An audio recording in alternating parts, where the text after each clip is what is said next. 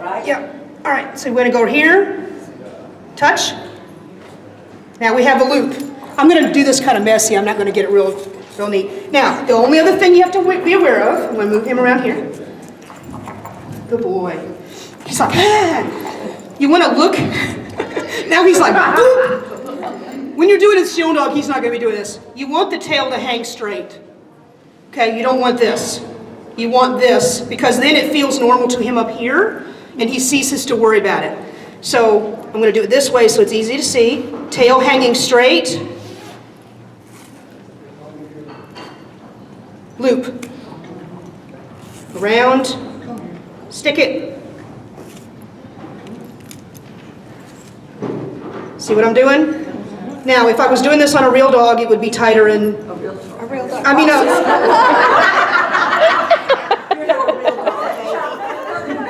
you know what I mean, right? A real medical emergency. That's right. So, and this is what we're going to end up with. Go around 3 or 4 times. Handcuffs for a tail. That's right. And then we're going to come up here.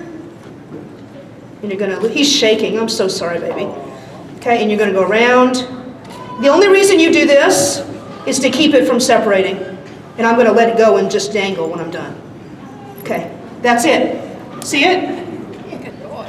So you see that, and he's pulling his tail because I taped it straight. He's like, no. But you see that his tail, he can still move. He can still kind of wag it. Jen Howell, are you here? Jan, Jen Howell? She was just on the Oh, I can get her to wag a tail if Jan walks up to him. Oh, okay. Crazy. He can, Show you how to. when he's not pulling the tail sideways because he's uncomfortable and I'm messing with Well, him. he's probably pulling it because that's dangling down. That's- You wouldn't oh. normally have that dangling down, you know? He's a good boy. He's being a very good boy. Cut it off. Yes, ma'am. Yeah, he can raise his tail. Yep. So, I mean, he's not going to get in that position. Does he? He sits, doesn't he? Tell him to sit. Wow, 6. Now, he's going to be, see? Now, obviously, he's never, this is new, of course, so in the beginning, he's going to be like, there's something on my butt.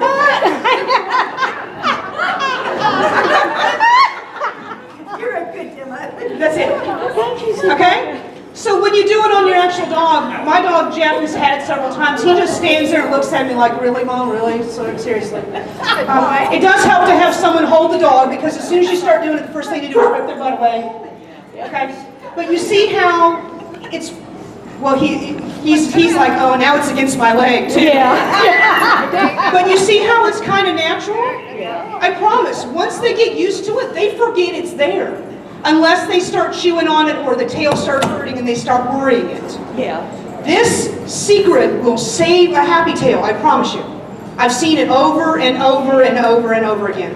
And we all know what happens if you don't stop happy tail soon enough. You end up with a tail that's this long because you keep having to take it off. And sometimes they really have a difficult time healing, like Susan's been.